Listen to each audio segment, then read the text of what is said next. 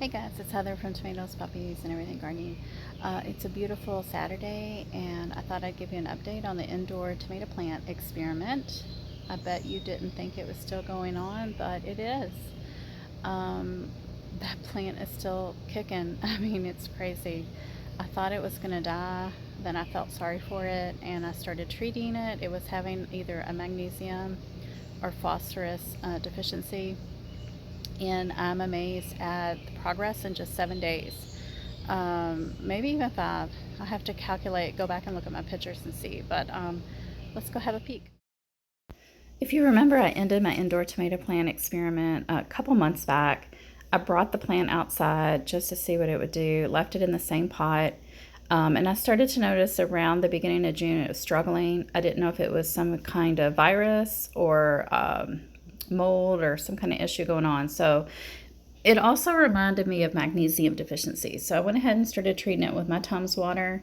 It improved dramatically. So 5 days later, on the 7th, I decided let's treat it with the Bloom formula. These are the same makers of the fish fertilizer that is very popular. And I was really amazed. You'll see coming up in this video. So you can see by the foliage, I mean, this plant has dramatically changed in just 7 days. A lot of the blue-purple hint that was on the leaves has kind of dissipated. There is still some that remains. This is a very old plant. I planted this from seed July of 2022, so it's almost a 12-month-old plant that lived in my house all winter, some of the fall and some of the spring.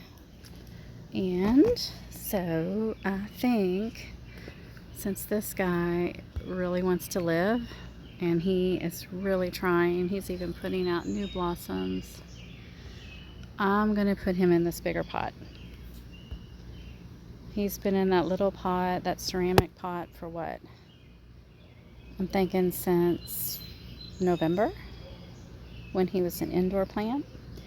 So I'm going to get this pot ready and give him brand new potting soil and just drop him in there and then fill in with dirt. I think he'll be pretty happy, and unbelievably he is still producing. So I've got him in the new pot. You can see these vines are long. I'm trying to think of a way to get this one to come down so that this new growth here can actually root into the soil. So I'm going to have to be creative and see if I can get these vines to bend down, but they're so old and dry. I mean, this is an old plant, really old. But I think this will work. I'm just going to backfill with soil. Alright guys, this has to be the craziest tomato experiment ever. This poor plant, I planted it from seed July 2022,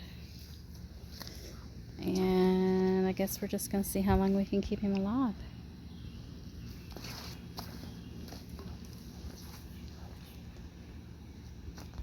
He does have a funny bend, but that was the only way I could get that one section down by the soil level to root. I'm hoping once it roots, even if that breaks off, it'll be okay.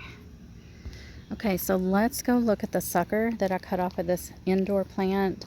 Goodness, 2-3 months ago. You'll be really surprised when you see this plant's daughter. So let's go look.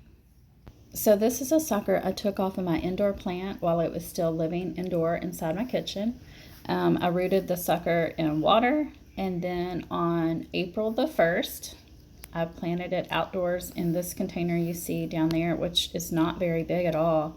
This plant has been amazing. I'm just very impressed with the abuse it's taken, the small space it's been growing in, the conditions. It is still flourishing and doing so incredible. I mean, there's tons of fruit on there. I didn't even count it, but I'm going to guess 10 to 15. And then I've got so many blossoms. So I'm really impressed. This is the chocolate Tasmanian. I bought the seeds from Renee's garden, and I have saved the seeds from this plant. I gave those out many months ago to several viewers, and just totally impressed with this plant. On the 14th, I decided to go ahead and end this tomato plant experiment. I did pick off 2 of the fruits to keep. One of them had to get chucked. It had a lot of bug damage on it. And then you can see the slugs have found this plant, and I saw a lot of evidence of their trespassing. And even though it was kind of sad, but I went ahead and decided just to put this poor tomato plant to rest and end the experiment. So that's all, guys. Talk to you soon.